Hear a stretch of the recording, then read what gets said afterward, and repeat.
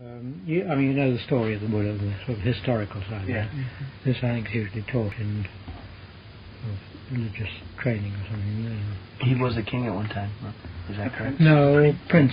Yeah. But if you want the actual facts, that seems a bit unlikely, because in Kapilavstu at the time, it was actually not a kingdom at all, but it was a sort of oligarchy where it was ruled by a lot of ruling families, princes, and they took turns in being sort of chief.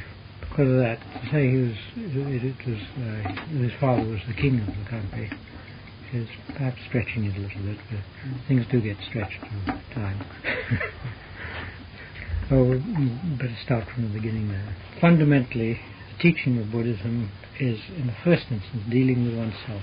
One has a problem, a big problem. And the whole thing is correcting this problem. The problem is that we have discontent or suffering, which you will. And this discontent is always there, all the time. Little things and big things, always we're in some way dissatisfied. Now, if you think whenever one wants anything, one only wants it because one hasn't got it. That means to say there's dissatisfaction there until one gets that thing. When one feels a state of disharmony, which usually comes up as dukkha, the discontent there, and then one searches for something to overcome that disharmony within oneself. And because of that, we're always searching, we're always looking for things. And this constant searching all the time is a big problem. And the problem is to try and find a way to a satisfactory solution. This, in fact, is the problem of everybody, not just Buddhists. It's everybody throughout the world. Problem with animals too. Same thing. The trouble is that we search, or rather, I would say first, the mode in which we search is always by using cause and effect. If we find some problem, we think now, how or what will be effective? What will be the cause to overcome this state? So we always use cause and effect. The trouble is, though, that we lack wisdom. Because we lack wisdom, we always go doing the wrong things. And we put ourselves usually into a situation which is worse than we were in before. Because we can't see the way that things work. And it so happens that the way we usually do things is just the opposite of what we should do. I mean, you can see the truth of this in any newspaper. If you look at the newspaper and you see the way people act, and you think, well, is that the right way to act? And they're trying to cure suffering in one way or another, cure discontent. And people go stealing, they go mugging people, they go all the rest, And the reason for this is that in some way they're searching for happiness for themselves, and they want happiness. And they go doing it these ways because they believe that that's the way that they're going to get happiness. Because of their ignorance, they do it all the wrong way. And so they only bring more trouble on themselves than they had before. So the first thing in Buddhism is we have to learn to realize what our situation is. We have to see that this discontent is always there. And we have to realize that the usual ways people go about curing it in the world are rather ineffective. If they were effective, people would know. They'd all be after it. But in fact, you get people in the world, they think that this is a good way, they think this is wonderful, we do it this way, they go, and then in the end they find it doesn't work. They try another one, it doesn't work. Try another one, it doesn't work. And the reason is that they are doing things purely based on their feelings and on their sort of emotional reactions. They think, oh, I think this sounds good, I'll do this. I mean, it's like a goat going along and he sees this, oh, I'll have a nibble at this, see if this will do it, good, and then it doesn't taste very good, he tries something else, a nibble at that. There's no sort of reason behind it, it's just what he feels. And this is the way people work, where discontent is concerned. So what we have to do is try and find some way to gain wisdom, so that we can really come to know what way we should act, and put what our wisdom tells us into action as well. But before we are able to do that, and it may be quite a long time before we can do that, we should act in right ways, having faith in what the Buddha taught. Because here, if we want to have wisdom and know exactly what we've got to do all the time, what do? We haven't got it. We don't know where to start. And so we've gradually got to train ourselves. But in the meantime, we've got to have a certain code of action which will tide us over until we can see for ourselves. And this is where the precepts come in, the rules, moral rules, the sort of modes of training oneself, restraint, all the rest. These we take on trust as being what the Buddha taught, and we take them on trust as being the right way for us to go. And those who've gone that way all say, from their own experience, that it is the right way. They agree. So the best thing to do is to take up the teaching and to take it up as near as one can to what the Buddha taught, and to practice that way. And steadily, as one practices that way, one will come to see the results in one's life. One will find that there is an increasing happiness. One has a calmness. One's not the same as other people in that they're all running about so crazily, looking for things in the world. I mean, everybody's just running about. They don't know what they really want. But they're all searching all the time. And when one comes to a greater state of calm and happiness, one will see these people. One will realize, yeah, I don't do that now, I know. I used to, but I don't. I can see the way they are, and I know what's working in them. Because from the state of calm, one can see very clearly what's in other people and the way they work, and what their actions are, and what their motives are, and what it tells us. So what we have to do is to gradually practice this way. Practice these basic teachings which the Buddha taught, and steadily come to more and more calm, more and more understanding. As we come to more calm, more understanding, so we don't need to have faith, because we see for ourselves. This replaces the sort of faith in the sense of belief. Because we see that in fact it works, and we see why it works. And we see for ourselves what is good and what's bad, what is helpful and what is right, and what's baneful and completely wrong. I'll give you an instance. Our constant restless thoughts, running around, going here, there, thinking of everything, thinking of this and that. Now, most people don't even think about them. They're not aware of them. They're just going on all the time. It's like a sort of stream going on. But if somebody can, for one moment, even just for a short while, or a few seconds even, stop that and look, they'll realize just how baneful those thoughts are, how they're bad all the time, how troublesome. Even though they come back again, and because of the habit, it's very strong. Still, they'll see and they'll know that these are bad, that this is the wrong, that these thoughts are all wrong. One's got to control them, and got to bring oneself to a state of calm, away from these things. So steadily, as one goes on, the results come, the insight develops, and one comes to see for oneself what is right and what's wrong. One also sees the discontent that one has had, and one sees something of the discontent one has in the present. That becomes more apparent. The suffering that one has, this becomes apparent, and the desire to cure this becomes stronger. And when one sees these things, one also finds that the attractions of the world become less attractive, that the world takes on a rather sort of shabby appearance, and that the things that seem so good in the world, one thinks, well, what are they? I mean, you think of good food, you can get a real good meal. Now, how long does it take you to eat it? 20 minutes? Where is it then? What's the goodness? I mean, you wanted it so much for such a long time, and no one gets it. 20 minutes, all gone. Nothing in it. And life's like that.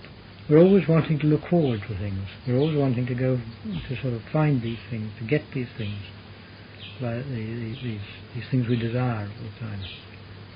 But usually when we get them, there they are. They last a very short time, and then they're gone. Past. And if one, even with things, if one wants to do it over and over again to try and get the satisfaction from it, what happens then? One gets used to it, and before long, one no longer finds any taste in it. The trouble is, one's usually caught by it then.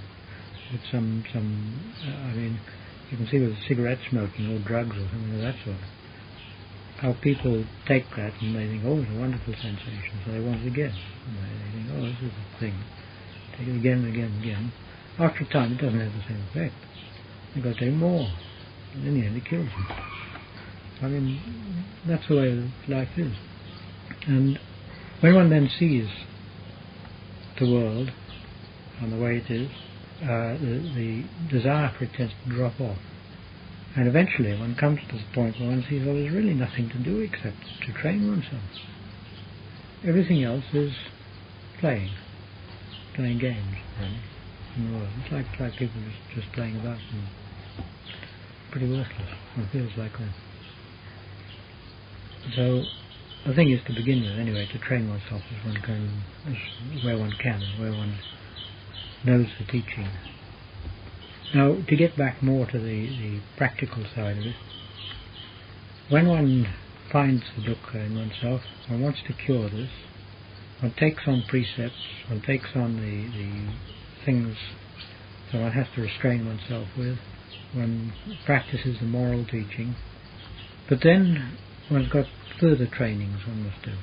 Because in Buddhism we divide training into three levels.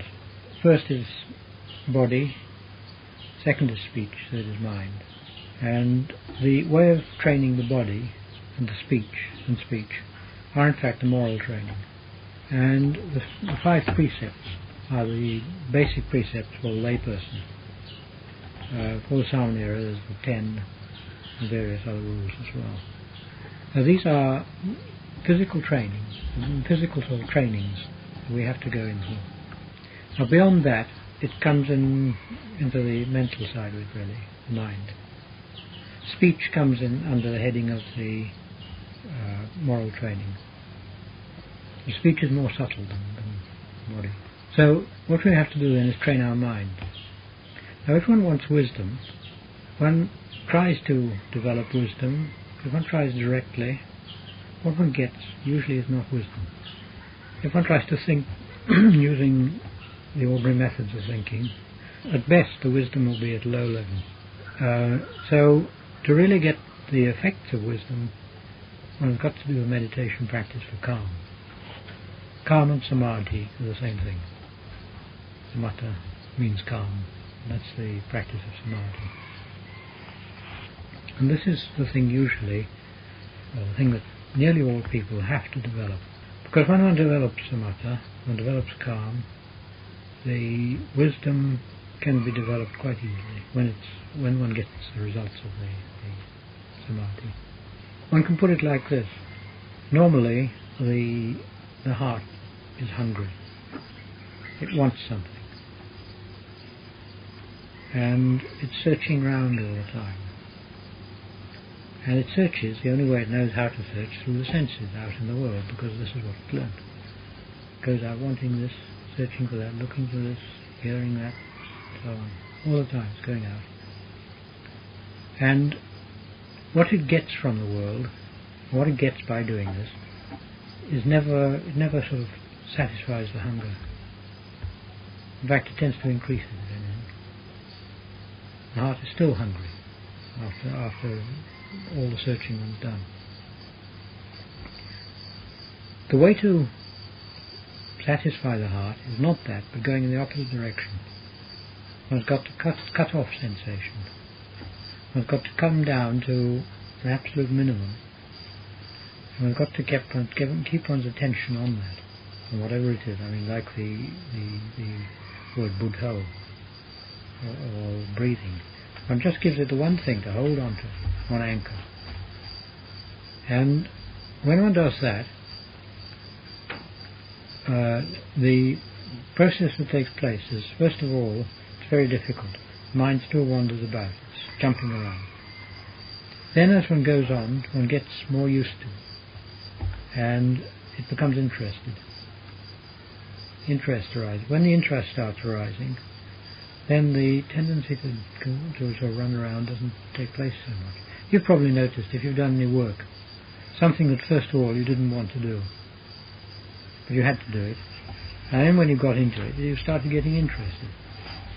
And then once you got interested, it no longer became such a hard task to do it. It was much easier. You could do it quite easily and get the thing done. It's like that with meditation practice. At first it's hard work. But once you get into it, then the interest comes up. Once the interest comes up, then the mind becomes more and more absorbed in the practice. When it becomes absorbed, then the external things all start dropping away automatically. The mind goes right inward. When it goes inward and it stays there, it gets complete rest. And it's as though it's filled internally then, the heart. And from that, the heart feels quite satisfied coming out of that. Because it's satisfied, when it comes out of that state, it no longer wants to search. It no longer searches around looking for things. It's ready, prepared to remain just there, still. So that is exactly the time when one can turn that to use to develop wisdom. Because there's no hindrance then. Instead of the sort of restless wandering of the mind all over the place, jumping about, then the mind is in a sort of pliable state. And it can be turned to investigating. And then it goes very, very deep. It goes into very deeply. And this is real wisdom. And this wisdom has an effect. What I mean by that is you may get some insight in ordinary life, some understanding, and you may be quite surprised by it. And you may think of that understanding very important about sort of life or about yourself or about other people or whatever it is. And yet that understanding, when you sort of review it, doesn't really have much effect on one internally. It's rather as though it's on the surface. It may be quite true, but it doesn't alter one's outlook. It doesn't alter one's nature. Now, the type of understanding that does alter one's nature is like a young child who sees something that's very hot there, perhaps with a coal or something red hot, and he goes to pick it up. Well, once he touches that, he doesn't do it again. He learns that goes deeply in. That penetrates. And that is effective. That sort of wisdom one doesn't lose easily. But the type of wisdom we're after is, of course, of a much deeper nature. And this can only be effective when we have a basis of samadhi to develop it.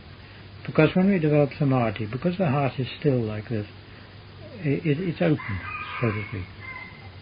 Whatever it does in it, it can get in, it can go straight in. Normally the heart is covered over with all sorts of mess.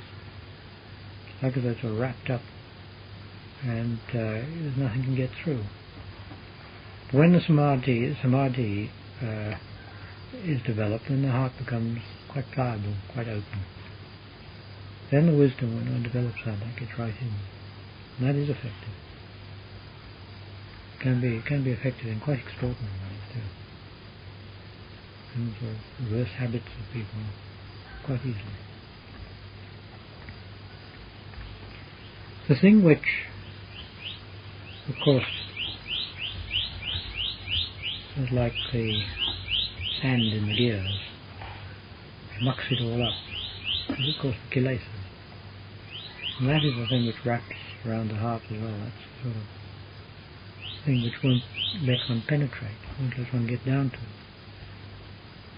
And these are the things which we have to try and get out of the way. The kilesas are things we must come to know as well. Mainly they're greed, hate and delusion, but there's a whole heap of other things. And I mean, there's a whole heap of things which spring from them. And they have endless ramifications. And there are endless tricks of the kilesas too. They trick us into things. I mean, let me give you an example. When doing meditation practice and a thought comes up of something that's not very good, you see, one catches it, one thinks, oh, that's, you catch that one, kilesas didn't get you there. Then you start congratulating yourself that the kilesas didn't catch you there, and in congratulating yourself you've been caught by them in another direction. These are sort of tricks that they play. All the time they're tricks, and we've got to learn these tricks. And we've got to be up to them all the time. We've got to understand them. We've got to be constantly fending off the ways of the kilesas. Because these are first of all, one mustn't think that these kilesas are sort of little things which are just sort of tacked onto one somehow. They're deep in, they're extremely important. It's just these that are causing all the trouble in the world. Nothing else. I mean, atom bombs don't let themselves off. It always requires people. Bullets are not fired just by guns without people behind them. And what's behind the people is the kilesas, all the time, all these things. So the whole trouble in the world springs from them. And in fact they are quite subtle. They are extremely resourceful, and they are ever present. They are resourceful because they dwell there in one's own heart. And by the way, the word heart here I use as not the physical heart, of course, but the chitta is the power word. It's really sort of, I suppose the nearest translation is soul, but it's not very good. Connotation isn't really quite right there. But they're there in the heart. And Dhamma is there in the heart also. The two are sort of mixed up in the heart, and it's just sort of dependent on circumstances which one arises at any time.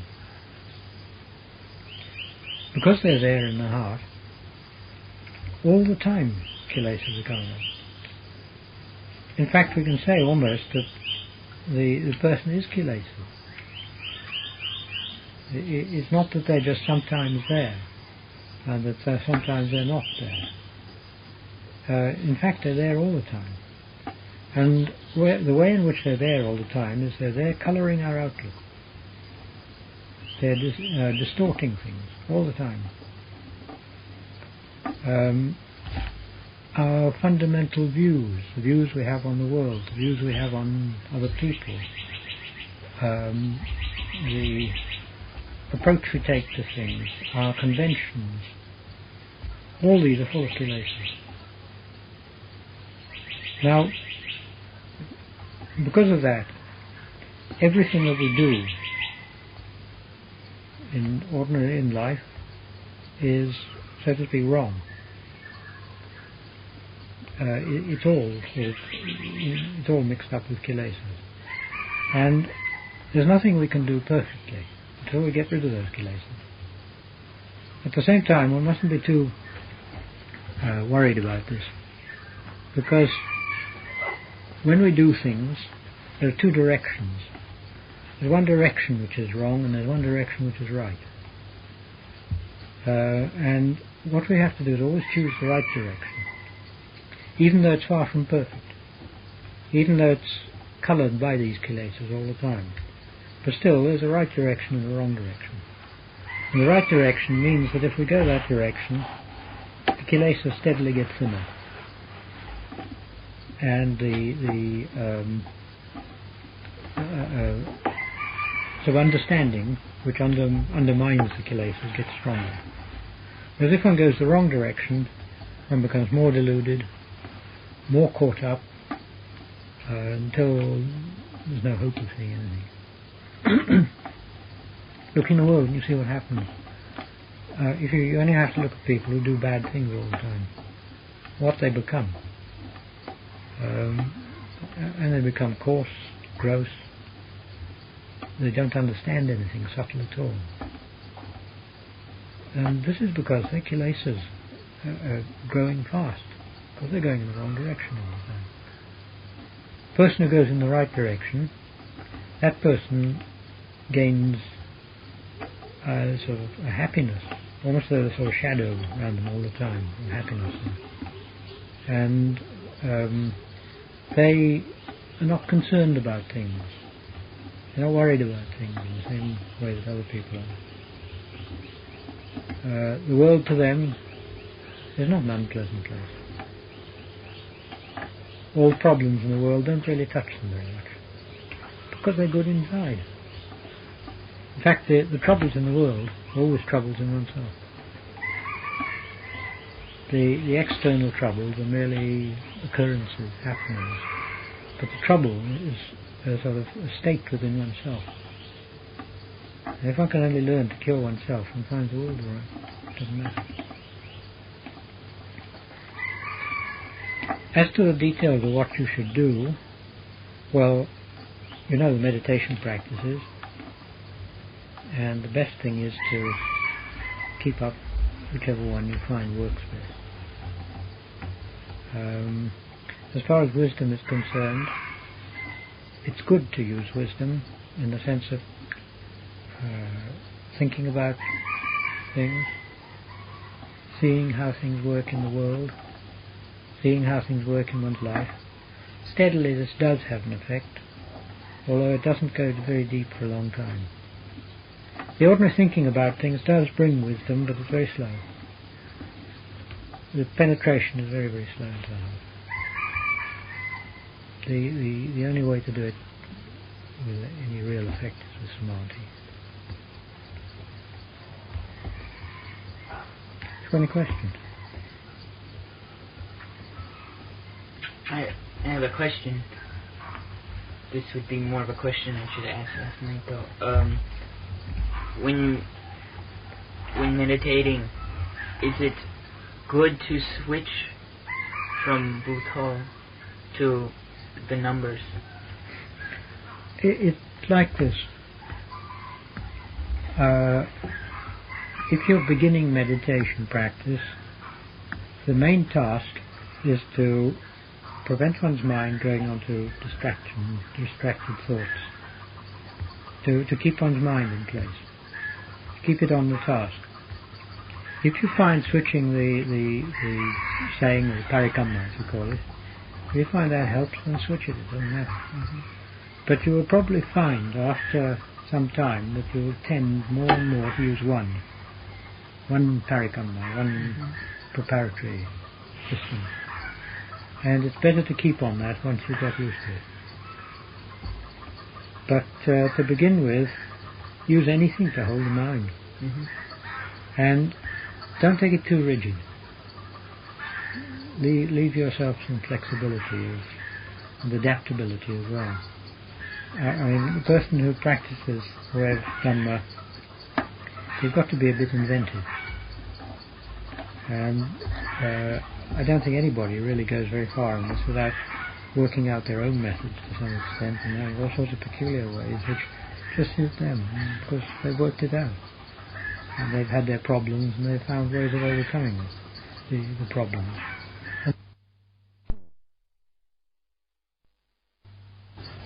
And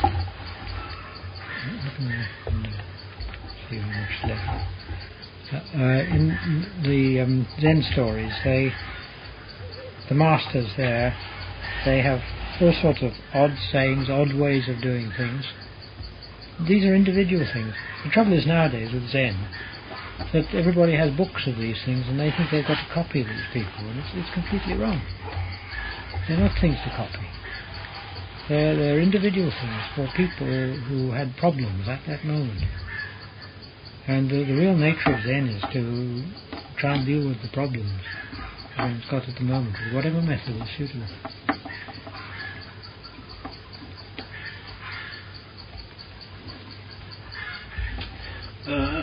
When you do the chanting, is there a deep purpose behind that, or is it just like the Bhutto,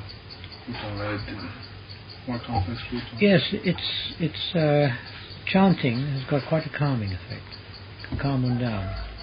Also, sound can be quite effective for setting a state of mind. If one's used to chanting, one finds oneself agitated at any time, doing a bit of the chanting can cool one down quite easily.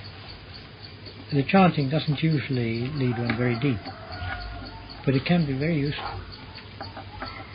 I mean, most of the monks use the chanting quite a lot, because it can really be quite helpful.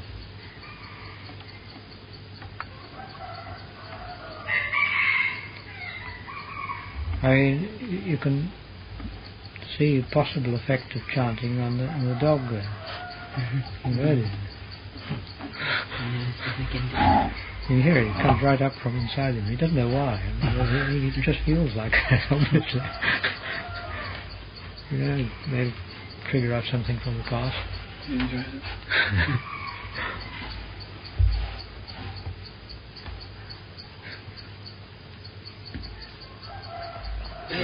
If you, again, with a sentence or something that you would have to keep your concentration, would that be a good way to start also? Yes, you can, but the thing is, if one's going to use anything of that sort, it's better one should use it really, something that's within the field of Dhamma. It's better not to go outside that. Because you want something with it, it's got a connotation of pulling one towards Dhamma as well. I mean, you could use something like Arahant, for instance. Arahant. Whereas to use something like number 3 bus wouldn't be very good because it's got the wrong connotation. If when you're thinking and you're repeating Bhutto or you're walking, and as you walk your left foot Bu, right foot To is constant. But should you be thinking of anything else, or if you do, that's it? Just thinking of that. Just that. And then when I do it, I think about my left foot going out and my right foot going out, and I say Bhutto. And as I'm walking, I also think about the walking I'm doing, not just my foot going out in front. But is that wrong, or is that? It's too much. Too much. Too much. You've got to simplify the task. In fact, you'll probably find that the best way you will probably find is to concentrate your attention on the Buddha, and you'll find it will automatically go in time of walking probably. But it's better to keep your mind on the one thing rather than having it split between the two. Another thing, if you do breathing meditation, anapanasati, you shouldn't follow the breath down. That will tend to break concentration. It should be the best place probably to fix it somewhere around the tip of the nose here. And fix it on that place. They say in the books, like if you're sawing a log, you watch the place just where the saw is going, like that. Just that one place. And you don't watch the saw going backwards. You watch the log. And it's like this, like the breath, the saw going back and forward. How quick should the breaths be? Leave it absolutely natural. Don't try and push it or do anything with it. Let the breath just take its own course. Because this isn't an exercise of breathing. This is an exercise of the mind in giving it something to hold on to. And what one's task is to just keep the mind on that. But not to try and modify the breath or do anything. Let it do whatever it will. And you'll find if you do that, the breathing will become finer and finer and finer, till you find it very difficult to hold it because it's so subtle. And you may then have to use something like Buddha to hold the attention. But the idea here is to try and draw the mind into a finer and finer state all the time. It's also said that it works as well. If you lose the breath, because it's very fine, keep your attention on that place where you felt it. Keep your attention there and it'll come back now. Ajahn always teaches, put your attention on the breath at that place where you feel it most strongly. Now, I think with most people it's somewhere around the nose. But with some it may be here, inside. The other thing is, if you find you get headaches from it, then you should do it somewhere below the throat. Way down here. Not up in the head, anyway. What would be the reason for the headaches? Usually intense concentration, which is causing tension. So the concentration wouldn't be as tense if it was in the abdomen or chest? Probably not. The thing is, usually if one gets headaches, one's usually trying to use the eyes to see. And you can't. It's quite a different process. The best thing is to not try seeing with the eyes. Because whenever, if you see anything in meditation practice, it'll be with the mind. Much in the way you see a dream image. That's where it comes up. Incidentally, one thing, if you do get any nimittas, we call them, you know the word nimitta? Yes, it's sort of a dream or an image coming up, yeah. To begin with, you shouldn't have anything to do with them. Just keep your attention on the meditation practice. If they come, they come. If they go, they go. If they come, they go. And don't have anything to do with them until you're skilled at meditation practice. Oh, if you sit whatever way you find comfortable, if you can. There is a way.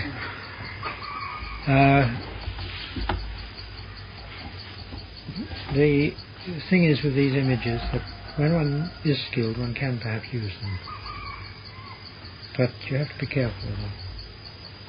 The main danger is a frightening image coming up. And if you ever do get a frightening image, then if you can stand it, just look at the fear, overcome the fear. If you can't, get out of meditation as quickly as you can. Because these things can cause trouble. It's actually not the image that causes the trouble at all, it's the fear. The fear is the danger. The image is just like painting or something on the cinema screen. So if you fear nothing, then there's no danger? No danger at all. No. Ajahn, what do you think of Ajahn Lee's technique? He says if you see something, to make it go small, to will it to shrink. Yes, but if you're in a state of fear, it's a bit difficult to do anything like that. I mean, if you're being chased by a tiger, then sort of treat it as a dog.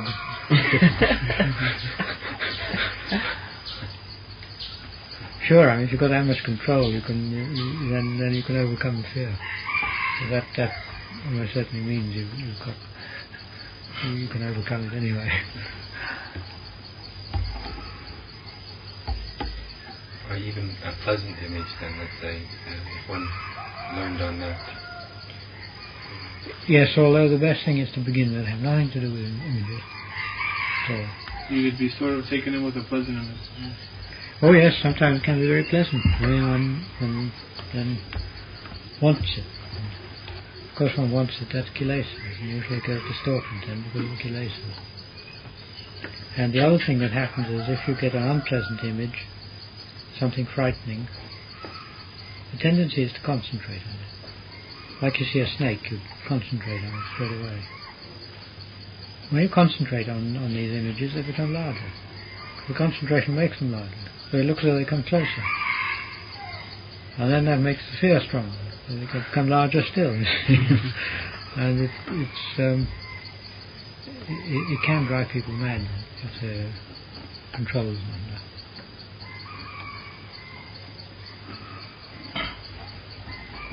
It's one of the ways the bhikkhus practice. Ajahn has done this. And that's to go off to the forest. What we call dutangas, or set of practices. Go off to the forest and you put your crop, the umbrella, under a tree somewhere. And do a meditation practice in that place. And a lot of them, they choose places where they know there are tigers about. Less now because there just aren't so many places like that. They've cut all the forest down. In the old days they did. And I mean, if there's a tiger roaring in the forest, fear comes up. And you've got nothing between you but a mosquito net between you and that tiger.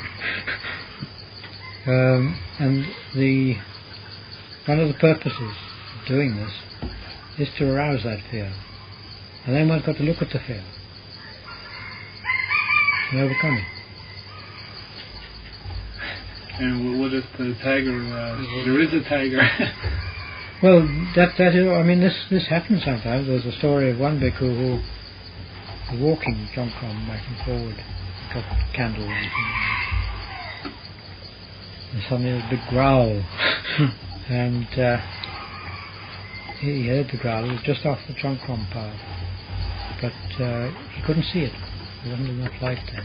Big guy was absolutely terrified. And he just sort of stood there, really thinking, what the hell do we do now? And growling, you know. And he went on like this until he sort of took stock of himself and suddenly said, well, gosh, I've been learning Dhamma all the time now, surely this is about the time to use it. And he eventually turned and put the Dhamma into effect. And once he sort of used the Dhamma to developing the sort of ways of Dhamma in himself, the fear dropped away. Till he felt the tiger was a good friend of his. The tiger stopped growling and he even went out searching for it. It had disappeared. That story happened here, in this one? Not in this one, no, but in Thailand. I don't know where quite. I mean, this is the way of training. The thing is, if a person can overcome fear like that, fear won't get them again easily. Because fear is kilesas coming. It's the fear of death. It's the fear of what might happen to this body. Because there's attachment to this body, and attachment to the body is kilesas. And there's the kilesas that make the idea I am. And there's the fear that if this tiger kills me,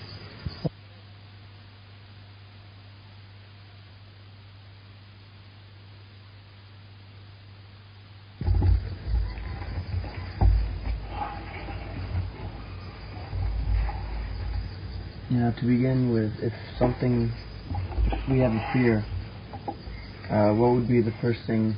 We haven't been studying too long, but if we do want to calm our fear down, what would be one of the easiest or quickest ways?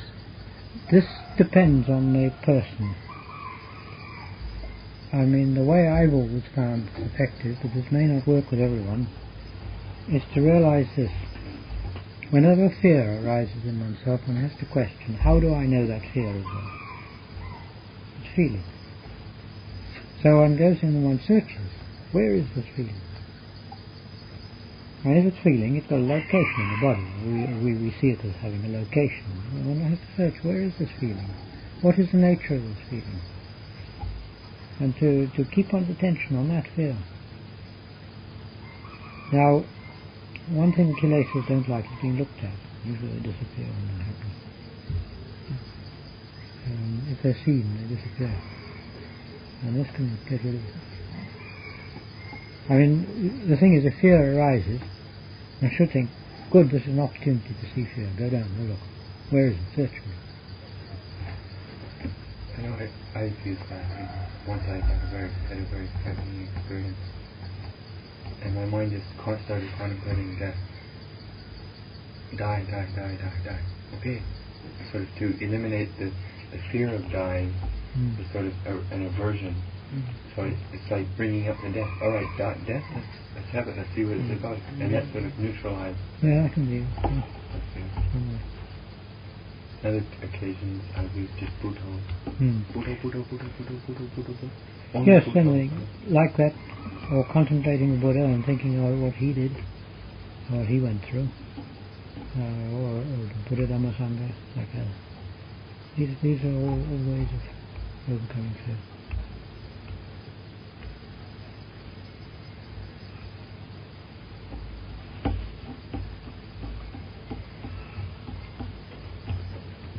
Say a bit about the meaning of heaven in Buddhism. Heaven? Oh, no. How the same as Christian heaven? They were asking me this. Oh, the same or different if heaven The heavens are not really Christian or Buddhist, they're just the heavens, much the same as this world isn't sort of Christian or Buddhist, it's just this world. If it's not like that, then they're not real heavens. The thing is, I'll tell you the sort of Buddhist theory on this. There are innumerable different levels of the citta, the heart. Well, and as human beings we can, with the necessary training and expertise, go to any one of those levels as we wish. And the Buddha could go right through the whole lot. The average person can't, of course, there's only one thing about it. Now, corresponding to these levels of the citta, there are also realms of existence. The reason for this is that if a being, whether it's person or animal or whatever it is, when they die,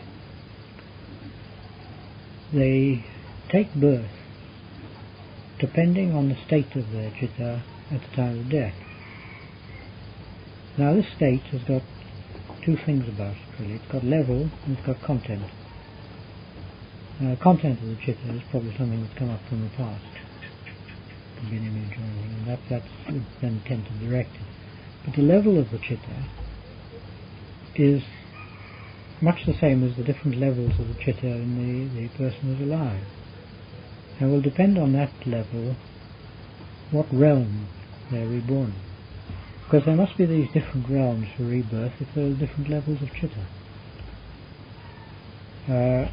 Because the way of nature would seem to be that the realms are there, they have developed, and the form of bodies in those realms, or form of existence in those realms, have formed based upon what is possible to the citta. This is probably an unusual way of looking at it. But what is so if it's born in different realms, is that, let's say, the man born on Earth, or the man born in the world, so would they have similar cittas before they were born? Or are there different realms on the world by itself? Now we can say the citta has the possibility of all the realms, and it will depend on what that level of the citta was when they took birth.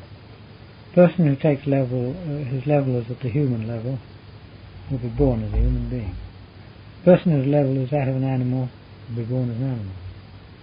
The person whose citta is at the level of one of the gods, the Deva realms and so on, will be born in that realm accordingly at the time of death. This is the theory. So in the last life, to get into this life, to have this birth that we have, that most people have the same citta in that realm? No, because the level extends over quite a, you understand band pass? Sorry?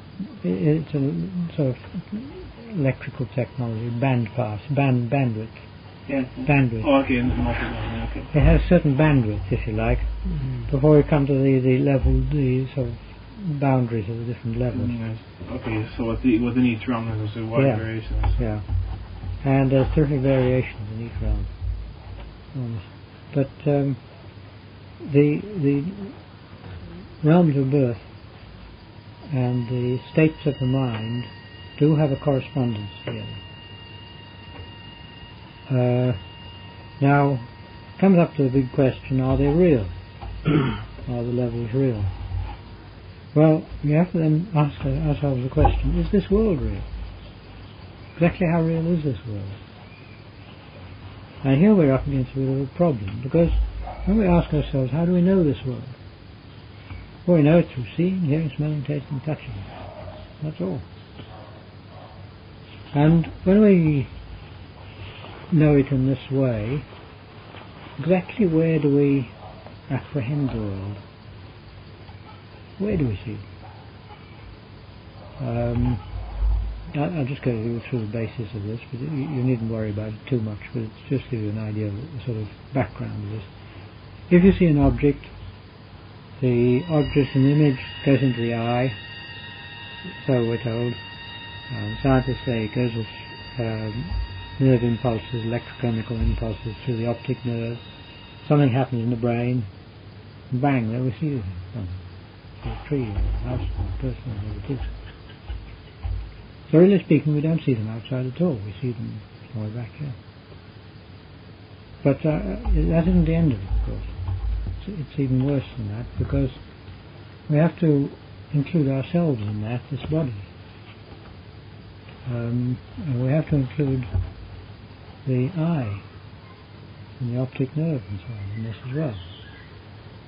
So when we come down to it, this world is a very shadowy place, really. And we don't want to know really what it is. And I mean, I think it's Shakespeare said, the world is sort of stuff of dreams almost. It's true. It has its laws. We don't know why. But it does. But I think all the realms have their laws also. Laws of how things work. And because of that, because this is a pretty shadowy world anyway, why shouldn't the other worlds be equally as real? Why shouldn't there be any number? I mean, if one asks for proof of the devas or the other sort of pretas, ghosts, all the rest of it, well, the only real proof is to see it yourself. But even if you see it yourself, then you ask, well, is it really there? But it's quite unreasonable to ask if that is really there, and yet not to ask whether this world is really there also. How real is this world there? I mean, is it any more real than these other realms? And why should we think it's more real? In fact, it's really only because we're used to it, that's all. Is it possible to be born again into the same realm at a different level? Oh yes, but I mean the level. I know. I mean you can see people in the world. People are born at different levels. It's hard to define what these levels are, and you can't say that they're clear cut at all. But there are very different levels of people. People are not all born equal by any means at all. Does the Buddhist theory also allow for, let's say, an animal to be born into a man's body or something? Oh yes. The thing is that one can put it like this: if the animal has experience of human beings, either through having been human in the past, or through having had very close contact with human beings over a long time, then there may be the possibility for that animal to be reborn as a human being. But for an animal who's had very little contact with human beings and has no past experience, it's very difficult. Because animals are much more restricted in their potentials. Animals have, it's called their Dhamma.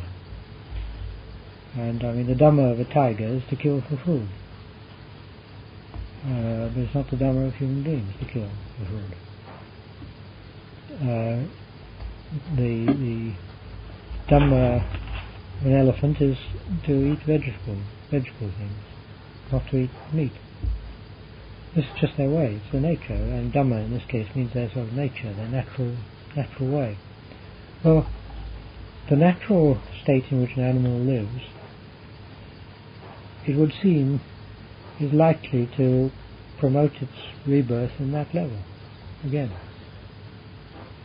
So again, if let's say we're to be associated close to an animal, and like an animal is closely associated with man, man is closely associated with an animal, is it possible for the man to be born into the animal? The same?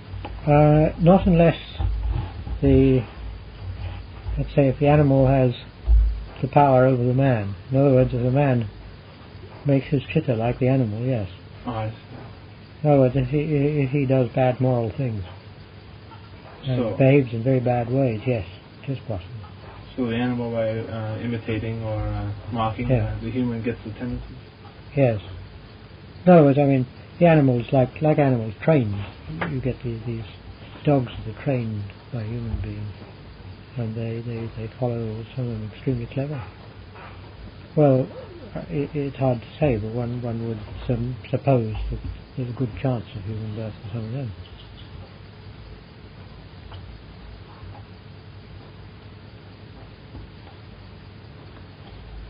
But I mean, for a wolf out in the wild, what chance is it? Its nature is wild. It's not human nature at all. So let's say a wolf were to be, we have another birth. What kind of birth would it? Is a possibility? Well, most probably the wolf. Most probably, yeah, because that's what it knows. And eventually maybe it has a chance to be something else. I mean, there's no certainty in this. It can go anywhere, but the probability is just the same thing. Again. So probably you have a man is to be a man then. Yes, but it is said that the average person who does not very good actions, who's morally not very good, tendency there is to be born as praetor very often. That's the sort of, they call them the hungry ghosts. This is often the case with human beings, I believe, but this is just what they say. I don't know. I can't make much comment about that.